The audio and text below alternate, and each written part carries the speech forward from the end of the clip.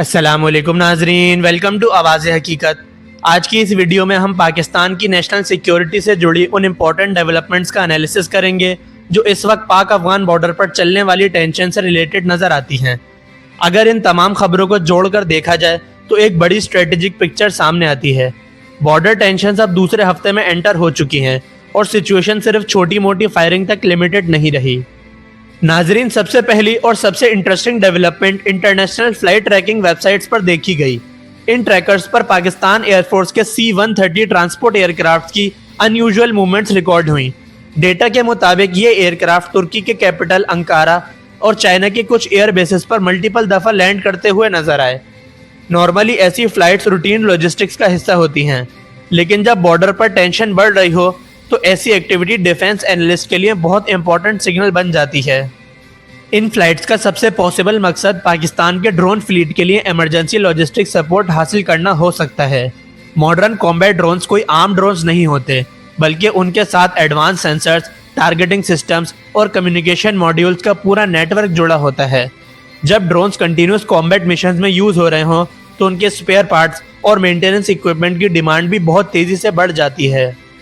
यहाँ एक और इम्पॉर्टेंट पॉइंट समझना ज़रूरी है कि पाकिस्तान के पास अपने लोकली डेवलप्ड वेपन्स भी मौजूद हैं, जिसमें बर्क मिसाइल और तकबीर ग्लाइड बॉम्ब्स जैसे सिस्टम्स शामिल हैं।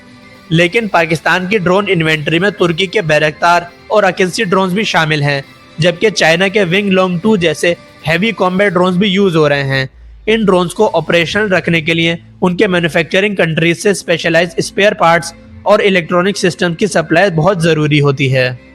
इसीलिए ऐसा हो सकता है कि पाकिस्तान एयरफोर्स के C-130 एयरक्राफ्ट्स तुर्की और चाइना से urgent technical equipments, sensor kits और मेंटेनेंस पार्ट्स ले रहे हों। जंग की टेंशन सिचुएशन में सप्लाई चेन का स्टेबल रहना किसी भी एयरफोर्स के लिए बहुत इंपॉर्टेंट होता है। अगर स्पेयर पार्ट्स और इलेक्ट्रॉनिक्स वक्त पर मिलते रहें तो ड्रोन ऑपरेशन बिना किसी रुकावट के स्मूथली चल सकते हैं। अब अगर अफगानिस्तान के अंदर ऑपरेशंस की तरफ देखा जाए तो सबसे ज़्यादा डिस्कशन बगराम एयरबेस पर होने वाली प्रिसीजन स्ट्राइक पर हो रही है। रिपोर्ट्स के मुताबिक पाकिस्तान एयरफोर्स ने उन स्ट्रेटेजिक टारगेट्स को हिट किया जहां अमेरिकन फोर्सेस के विड्रॉल के बाद छोड़ा गया नाटो इक्विपमेंट और हैवी वेपन्स का स्टॉक मौजूद था। ये इक्विपमेंट अफगान तालिबान की मिलिट्री स्ट्रेंथ को काफ़ी बढ़ा सकता था। स्ट्राइक के हवाले से जो डिटेल सामने आई हैं उनके मुताबिक पाकिस्तान ने सैटेलाइट गाइडेड और लेज़र गाइडेड बॉम्ब्स यूज़ करते हुए अंडरग्राउंड बंकर्स और स्टोरेज डिपोज को टारगेट किया। इन डिपोज में anti aircraft guns, artillery systems और ऑटोमेटिक वेपन्स का जखीरा रखा गया था। प्रिसीजन टारगेटिंग की वजह से बॉम्ब्स बिल्कुल उन हैंगर्स पर लगे जहां ये इक्विपमेंट स्टोर था। सबसे शॉकिंग बात यह सामने आई कि उन हैंगर्स में अफगान तालिबान की लिमिटेड एयर कैपेबिलिटी भी मौजूद थी, जिसमें कुछ ट्रांसपोर्ट हेलीकॉप्टर्स और रिसेंटली ऑपरेशनल किया गया L-39 अल्बत्रोस ट्रेनर एयरक्राफ्ट भी शामिल था। कुछ रिपोर्ट्स ये भी सजेस्ट कर रही हैं कि एक C-130 ट्रांसपोर्ट एयरक्राफ्ट भी वहां खड़ा था जो स्ट्राइक के नतीजे में या तो मुकम्मल तबाह हो गया या फिर शदीद तौर पर डैमेज हो गया। इससे अंदाज़ा लगाया जा सकता है कि स्ट्राइक कितनी एक्यूरेट और पावरफुल थी। स्ट्राइक के बाद जो सैटेलाइट इमेजेस और रिपोर्ट सामने आई उनमें फ्यूल डिपोज में लगने वाली आग कई घंटों तक जलती हुई नजर आई। इससे ये क्लियर होता है कि ऑपरेशन का मकसद सिर्फ वेपन डिस्ट्रॉय करना नहीं था, बल्कि तालिबान की लॉजिस्टिक लाइफलाइन को भी कट करना था। मॉडर्न वॉरफेयर में सप्लाई और फ्यूल डिपोज को टारगेट करना एनिमी कैपेबिलिटी को बहुत कमज़ोर कर देता है। इस पूरे कॉन्फ्लिक्ट का एक नया एलिमेंट पाकिस्तान के कामिकाजी या सुसाइड ड्रोन्स का इस्तेमाल बनकर सामने आया, जिसे EHA-3 का नाम दिया गया। ये ड्रोन लो अल्टीट्यूड पर स्लो स्पीड के साथ फ्लाई करते हुए एनिमी डिफेंसेस को कंफ्यूज कर देता है।